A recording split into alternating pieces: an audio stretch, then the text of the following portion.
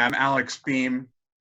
We're going to do a video chat here on Zoom with Mark Lamster about the Farnsworth House and about Philip Johnson's glass house in New Canaan, Connecticut. I'm the author of a recently published book called Broken Glass. Subtitle is something about Fight Over a Modernist Masterpiece. It's about Mies van der Rohe and his client, Dr. Edith Farnsworth, whose relationship in every sense of the word gave birth to the Farnsworth House. And I invited Mark here. Even though I asked him to introduce himself, I'll make the point that he's the author of the definitive recent biography of Philip Johnson, which for the purposes of this talk, conveniently is called The Man in the Glass House. I'm not blowing smoke when I praise the book because I not only read it closely, I reviewed it, and I loved it. So yeah, I should introduce myself. My name is Mark Lamster.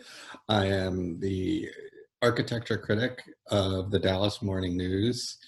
And I am also a professor at the University of Texas at Arlington, where I teach in the architecture school.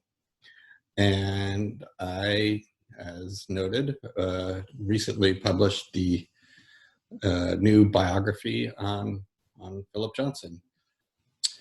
Well, this is Johnson's house in New Canaan, Connecticut. He built it in 1949. And this was, a massive tourist attraction from the moment it was constructed. It was something that people wanted to see. Could someone actually live in a glass house? It's like a manifesto in 3 dimensions of architecture. And it's beautifully situated in the exurb of New Canaan, a very Tony suburb in Westchester, New York. And Johnson had sort of dreamed of building like experimentally from a very young age. And this compound that he built, the glass house was the first building he built there. And he proceeded to continue to build on the glasshouse compound for the rest of his life. It was his private little universe where he could get away from the world and live in a landscape. And you can see how the landscape is really a part of the house. It's right. And the house is a part of the landscape, really growing out of the ground almost. And he could be in this landscape and away from the world in his own private universe. So that's all right. I'm going to talk a little bit about the Farnsworth house and how Edith lived in it or failed to live in it. But when we come back, if you don't mind holding that thought, maybe I can get you to play off that and talk about how Johnson, quote unquote, lived in the house or didn't live in it. Then I'll just my book is really about, in part, about the difficulties that Edith, a woman in her 40s, fairly attractive woman, had living in this house. And what you see at the bottom of the screen is a cluster of gorgeous maple trees, and what you can't see is the Fox River flowing. So Mies chose a site in a beautiful meadow that also happens to be a floodplain. Since the men and women watching this probably know a lot more about architecture than I do. I mean, I don't have to explain what a floor plan is. And so everywhere you see a wall, of course, it's a glass wall. So this is first of all, it's a transparent house. And secondly, and Mark, if he chooses to, can address this. The interior of these 2 houses is frankly radically different. I know the dimensions are somewhat different, and of course, Mies's travertine terrace, which you see at the bottom here, is what architects essentially call a processional, and it's kind of magnificent. We can look at the stairs separately if we have to, but I'm going to briefly draw your attention to what's called the core, which is in the upper right rectangle. And these are all you can sort of see a bed in cross check up there, facing forward, if you will, facing the steps or the front of the house is a fireplace and some sort of closets, and facing backwards, which is a beautiful view, is a kitchen. In any case, as a so-called machine for living, this presented Edith with a lot of challenges. I think a key distinction between the Farnsworth house and Philip Johnson's glass house, at least in my view, is that, Mies, although I think this is in a way a sort of a Platonic creation, but Mies sort of condemned Edith to live here without being terribly cognizant of what it would mean for the client. And Mark, I'm going to now turn this over to you. And should I bring back your house, or is there anything you'd like me to bring up? Sure. Okay, great. It's over to you. Well, the difference there was that Johnson was for building for himself.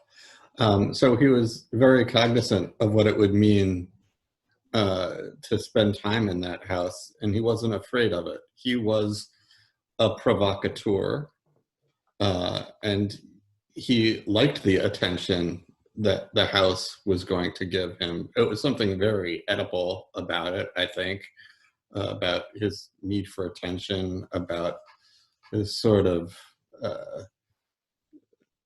very, intentional controversy he's creating. He had a very traditional father. He was gay. So a gay man living in a glass house that you can see from the road, right? It's very close to Ponus Ridge Road, which is the road that it sits along. It's access road that you just drive right by it.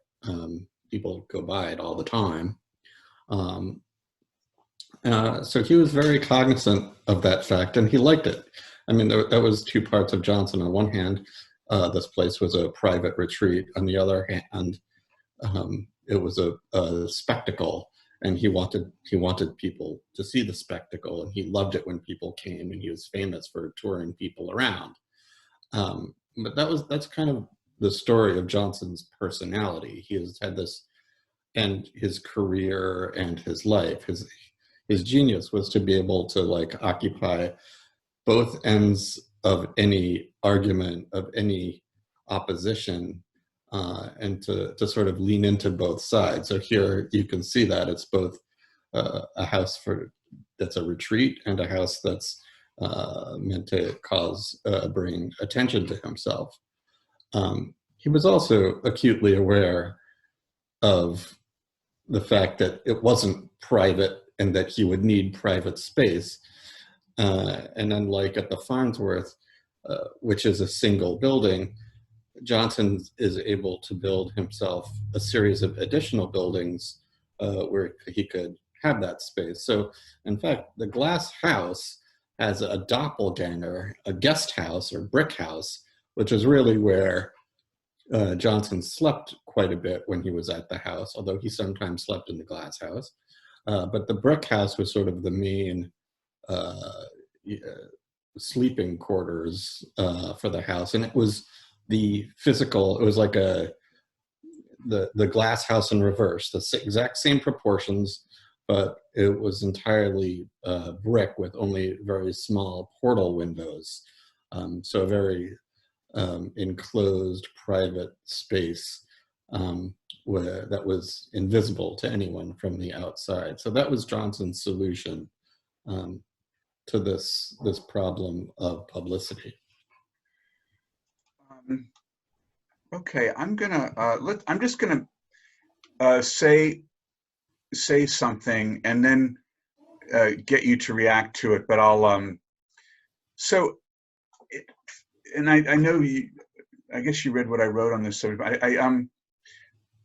In my book, there's a somewhat, at least from the point of view of the author, there's a somewhat primitive formulation that and in a way I envision it as Johnson literally, Johnson was of course close to Mies at the time that we're talking about, which is between 1945 and 1951. They were extremely close. There's no reason to hash through that. And Johnson frequently visited Mies's office in Chicago. And in my, again, sort of crude imagination, Johnson kind of course, there's a model of the Farnsworth house, as we know. There's an irony that Mies sort of designed it in his head. He did a beautiful watercolor in 45 and 46, but never got around to building the house until 1950. But he did have a model of the house for the big MoMA show, which I think was in 47. Correct. And there's pictures of his office. He had the model there. So, and whatever the truth is, I certainly have this idea that Johnson's swanning around the office. He says, "What's that?" Mies says, "It's a house I'm going to build for this lady.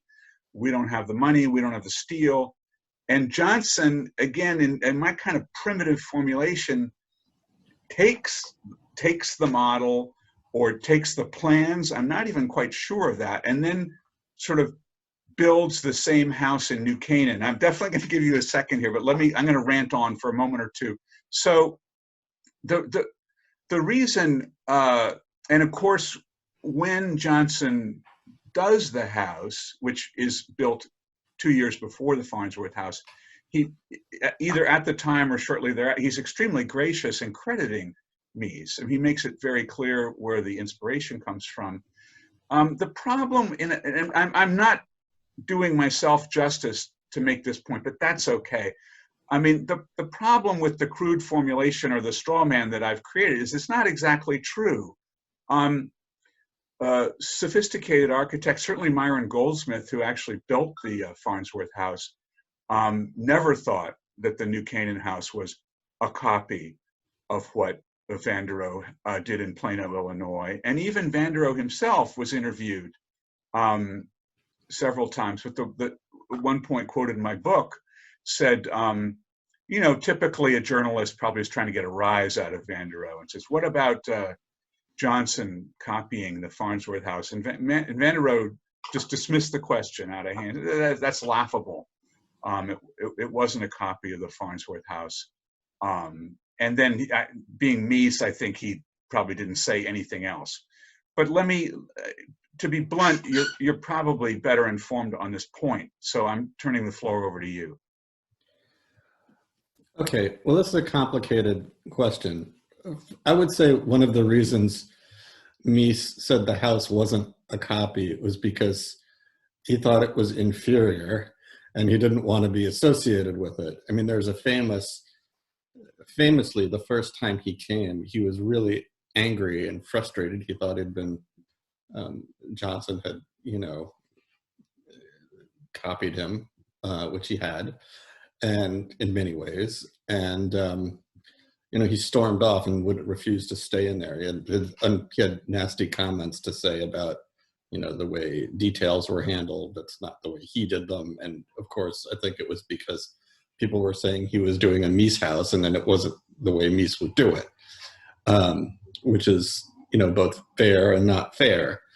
But let me go back and just start at the beginning a little bit, which is that this is not the first Mies house that Johnson has copied for himself. And in fact, I don't think it's the one that has the most fidelity to Mies either. So Johnson's first built project was really the house that he built for himself while he was a graduate student studying architecture at Harvard in the 40s. And because Johnson was so independently wealthy, he could actually, for his thesis project, build his own house. And he built it on Ash Street, right off, off Brattle Street, which is sort of like the fanciest street in Cambridge, in a very, the wealthiest section of Cambridge. And he builds a house for himself there, and it is a straight out Mies, take on Mies's court home designs, with a house with an internal court. So courthouse design, not a courthouse like where there's a judge, but a house with a court. And this was very, very, very much um, straight out of Mies. And the funny thing is that many years later, when Mies finally came to look at it, he walked around, looked at it, and famously said, told Johnson, "When we do a house like this, we don't use so many columns," in his German accent. But Mies was, you know, they had a long relationship. You know, Johnson's, when he first apartment in New York in 1930, well, not his first, Johnson had an apartment in New York in 1932 that he had hired Mies and Lily Reich to design, really influential apartment design in New York. So Johnson had been a Mies client, and he was also Johnson's chief promoter in the United States. So Johnson became intimately Correct. familiar. Johnson was Mies's chief promoter in the United States. Yes, yeah, exactly. So the show in 1947 at the Museum of Modern Art really established Mies in America as a pivotal, instrumental figure. And of course, even before that, Johnson had put him in the the so-called international style show. It's not what this show was called, in 1932, and had always been an advocate for Mies. So in 1947, when he puts Mies in the show, that's when he becomes familiar with the plans. And at that time, he's already thinking about designing a house for himself, I think. And when he does acquire the land, that house is on his mind. And is it a copy of Mies? I mean, it's a glass house. He took the idea of a glass house and made it his own. It's very, very different, right? Although in many ways the proportions are similar, the scale is similar. They're both transparent glass homes, but if you look at them, you know, the framing of the Mies house is white to stand out. Johnson's framing is black to fit in with the landscape. Mies's house is elevated off the ground to separate it from nature. Johnson's house is very much set into the landscape, a part of nature. Mies's house is absolutely, it's asymmetrical. I mean, it's a work of asymmetry. It's classically proportioned in it, but it's a work of asymmetry. Johnson's is, you know, dead symmetrical on an entrance on center, like a little temple. So it's very much his own interpretation of a Miesian idea. Obviously, it would not be possible without Mies, but to say he just copied Mies, I don't think is especially fair. And it's worth noting that not long after these houses were built, Johnson essentially pushes Phyllis Lambert into hiring Mies to design the Seagram building, which is arguably, you know, his greatest work, or one of them. And Mies actually can't do all the work himself because he's based in Chicago and needs a partner. And he asked Johnson to be his partner on that project. And Johnson's contribution to the Mies house, to the Seagram building, is vastly, vastly, vastly underrated. He was critical in the design of that building, in many ways shaping its character, from the Four Seasons to the lighting systems, the interiors, etc., the lobby. And that was a real partnership. And so if the idea is that Mies had distaste for Johnson, which I think in some ways he did, and thought him inferior, which he did, and he was, let's be honest. But he had enough respect for him to make him a partner on one of his most critical projects. And it became one of his great masterpieces as well that they shared. So I would point that out about their relationship. Yeah, I mean, thank you. I'm looking at time. I'm gonna wind this down on this last point, and I'm actually gonna let you address the last point, and then maybe I'll say goodbye in a sentence or two. But I mean, the fact of the matter is, and Philip Johnson's Glass House in New Canaan, Connecticut, is much better known in the world than the Farnsworth House in Plano, Illinois. Um, the clock is ticking, but help us understand why that is, please. That is because it's outside of New York, which is the center of publicity in America. It's because Johnson was a consummate publicist of everything in his life, and he was a publicist. That was part of his gift, was curation and king making and attention grabbing, whereas Mies was a very private person who would rather have not had the attention at all, except on his buildings. The Johnson House was for Johnson himself, so it was his own personal promotion, and it was something that was from its very first day. It was attracting tourists because it was first, which I guess helped it be the first one. So it got attention then, and it kept it. So I guess those are all reasons why it perhaps has more attention than the Farnsworth House. Although it's not like the one it was about the Farnsworth House. I think they're both, if you look in history books, I think certainly equally accounted for. Yeah, no, I mean, I agree with you. I mean, I'm gonna wind up. I'm gonna add one thing to what you said, which is, of course, I mean, Johnson is such endlessly fascinating figure. And let me put in a final plug for your book. It exercises great judgment throughout, but I mean, Johnson never ceases to interest one. And of course, I don't think we've briefly alluded to the immense wealth into which he was born. And for better or worse, and even though this is going to be posted on the Farnsworth House website, I mean, I know they're quite envious of the stewardship that Johnson and his partner gave, to the Glass House. It has an endowment, and so on and so on. So I don't know, Mark. Do you want to say a final thing? Because I think we're going to be saying goodbye.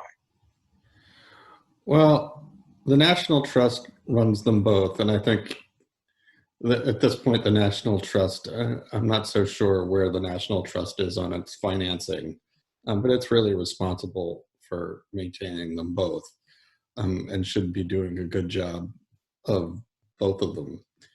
I will say the one thing in comparing Mies and Johnson is that it's never, Johnson isn't Mies, and it's just a tough comparison. People, no one is Mies. If you had to make whose house is better, who's this, who is the better architect, look, Mies is Mies. If your judgment is he as good as Mies, the answer is no one is. I mean, that's not a reasonable judgment to judge anything by. So I try to look at things on their own terms is probably the best thing. Yeah. As for the legacy of the Farnsworth, eclipsed by the legacy of the Glass House, well, your book is a contribution to writing that, and so more power to you. All right. Look, thank you for taking the time. I'm going to stop recording, and I'll be back in touch. We'll find out if they put this up or not. Anyway, best wishes to you and your family, Mark. Okay. You too, and to everybody out there. Absolutely. Take care. Bye.